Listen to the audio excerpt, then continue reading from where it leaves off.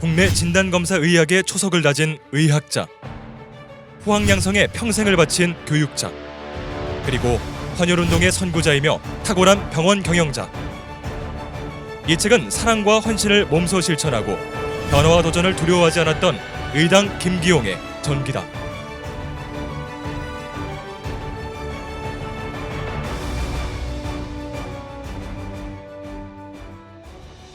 (1921년 2월 17일) 함경북도 명천.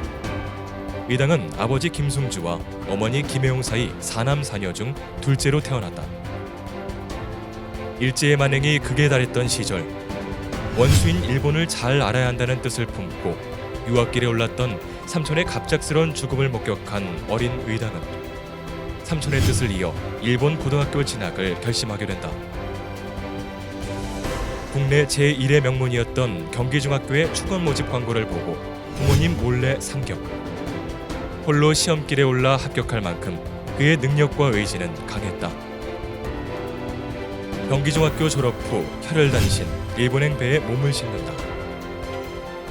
히메지 고등학교에 입학한 후 의당은 일본 최고 명문인 동경제국대학 진학을 목표로 삼았다. 그의 나이 18. 타국에서 힘들고 고독한 자신만의 싸움을 이어갔다. 의당은 오늘날 살기 어렵다고 다들 아우성이지만 외종 때에 비하면 아무것도 아니다. 그러나 무엇보다도 행복한 일은 내 나라가 있다는 기쁨이 아니겠는가라고 당시 상황을 회고했다. 의당은 불확실한 미래에 대한 고뇌와 번민, 그리고 지독한 외로움 속에 일본 유학 시절을 보내며 어른이 되어갔다. 이후 일본 최고의 동경제국대학에 입학했지만 대학 생활은 순탄치 않았다. 2차 세계대전의 발발, 일본인들의 모멸과 학대 속에 의당은 어쩔 수 없이 학업을 중단할 수밖에 없었다. 울분과 불안의 나날이었던 시간이 지나 맞은 해방. 해방과 동시에 의당은 경성제국대학, 지금의 서울대학교에 편입학한다. 해방 이후 정치적으로 불안한 상황에도 의당은 뜻을 굽히지 않고 공부에 매진. 당당히 서울대 의과대학 1회 졸업생이 된다. 기쁨도 잠시, 또다시 시작된 전쟁. 의당은 군의관으로 입대, 수도 육군병원에서 근무하게 된다. 의당은 당시 용어조차 낯설었던 병리 시험을 맡아 근무하며 미군의 높은 의료 기술을 경험하게 된다.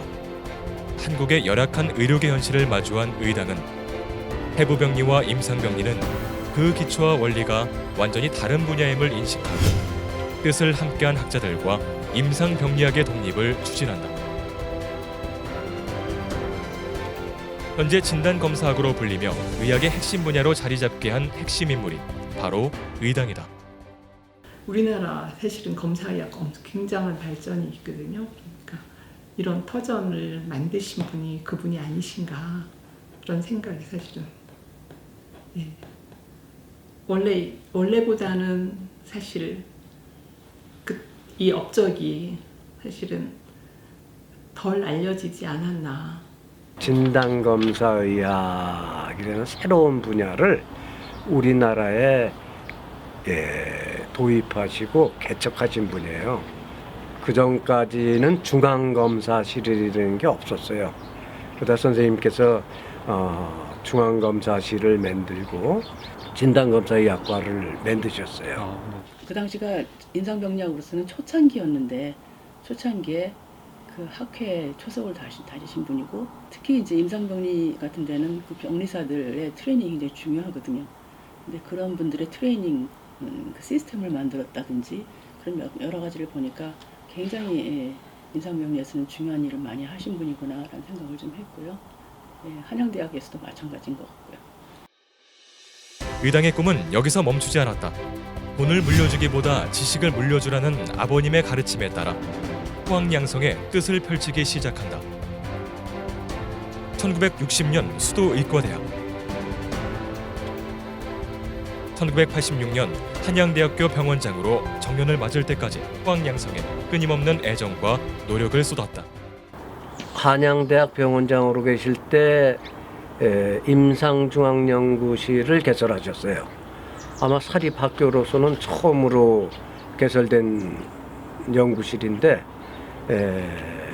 거기에 처음 초대 실무자로서 이제 제가 이제 선생님이 실무자로 선택하셔갖고 임상 교수들 연구하는 거를 적극적으로 도와주게 했죠. 그 당시에 연구할 때 어려움이 있으면은 바로바로 일본에 보내셔갖고 새로운 기술을 습득해갖고 교수들을 돕게 하셨죠. 선생님이 제가 이제 밤늦게까지 연구실에서 일하고 있으면은 밤중에 휠체어를 타고 내려오셔갖고 가끔 저를 격려해 주셨죠. 그래서 그게 많은 힘이 됐어요. 연구에 교수들이 연구하는 거를 상당히 중요하게 생각했었어요. 저희 임상병리사의 결혼식이었어요. 그러니까 이제 제가 이제 원장님 차를 타고 이제 가게 됐죠. 그랬더니 누가 저한테 막 쫓아오더라고요. 원장님 주례하실 때 임상병리 얘기를 너무 길게 하신다. 그래서 제가 원장님한테 원장님 너무 길게 하지 마시고 임상병리 얘기는 되도록이면 짧게 해주세요. 사람들이 그래요. 그랬더니 막 웃으시면서 그래? 그러시더라고요. 그러더니 어느새 본인도 모르게 빠져 들어가시는 거예요. 임상병리로 주례하시면서. 그러면서 좀 길어지게 되죠. 뭐 좀. 그래서 갔다 와서 또 한 번 말씀드렸더니 또 웃으셨거든요. 그러니까 이렇게 머릿속에 항상 임상병리라는 게 이렇게 좀 굉장히 많은 부분을 다른 분보다 차지하고 있지 않나. 저 같으면 아닐 것 같거든요. 의당은 의학교육자이면서 동시에 뛰어난 병원 행정가였다. 1983년 한양대학교 병원장에 부임하며 당시에 낯선 의료 서비스 개념을 도입한다. 김규영 교수님이 84년도에 되셨죠? 그리고 85년인가에 거기에 조직병리과가 신설이 됐어요. 그러니까 그 임상병리과에서 조직병리를 하고 있었는데 그거를 이제 일부를 떼서 조직병리과를 따로 만들면서 그때 이중달 교수님을 경희대에서 영입을 했었죠. 그래서 병리 진단을 퀄리티를 굉장히 올리셨거든요. 그래서 제가 보기에는 임상병리의 학회장이시기도 하셨고 그리고 그쪽에 주역을 맡으시고 있으면서도 그 상당히 반대파라고 할 수 있을까요? 이제 그런 조직병리 쪽에 그 과를 신설을 하면서 이준달 선생님 같이 좋으신 분을 영입을 해서 한양대학교의 그 진단의 퀄리티를 굉장히 높였다는 면에서 보면 사심이 없이 병원을 위해서 일을 하셨던 거 아닌가 하는 생각이 좀 들고. 의당은 한국 헌혈운동의 선구자이기도 했다. 매혈이 횡행하던 시절 헌혈운동을 필생의 사업으로 삼고 강한 뚝심으로 밀어붙였다.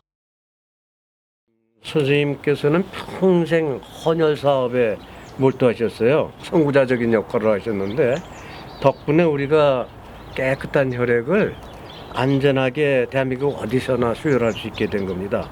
그 당시에는 매혈이 많이 있어갖고 오염사고 뭐 여러 가지 사회적인 문제를 많이 일으켰는데 이걸 완전히 선진국 수준으로 헌혈로 대체한 거죠.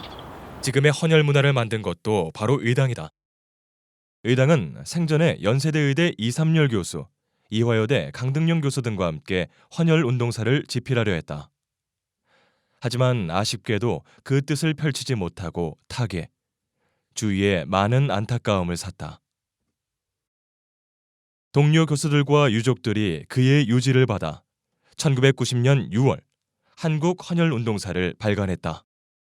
의당의 유족들은 의당의 업적을 기리기 위한 사업을 염두하던 중 여러 의견들을 모아 의당을 기념하는 학술상을 제정하기로 했다.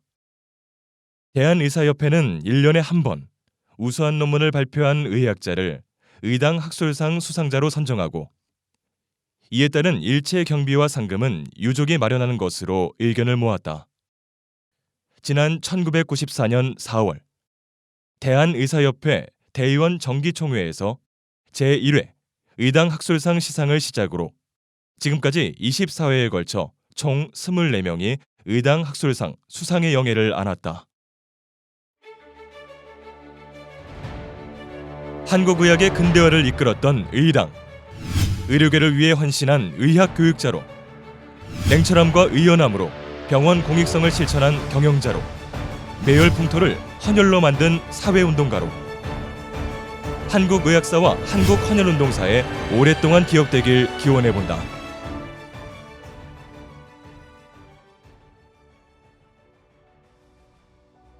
그 많은 혜택을 누리는 거는 사실 저희들인데, 이제 어떻게 보면 그때 원장님은 외롭게 거의 혼자 하셨다고 생각되고, 후학들은 이제 또 다 저도 거의 잊고 살지 않은 할 정도로, 그러니까 30년이나 지나서 다시 이렇게 한다라는 게 참 의미가 큰 것 같아요.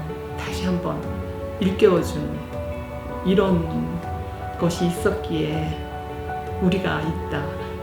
아마 그래서 후배들이 하는 일을 좀 도와주고 그러지 않으셨을까 싶은데요. 사실 김경훈 교수님이 길러낸 제자들이 각 대학의 뭐 학장이나 뭐 교수나 이런 걸 하셨던 분들이 많이 있기 때문에 예, 그래서 선생님이 지금 타계하신 지 30년이 지났지만 아직도 선생님의 빈자리가 그리울 따름입니다.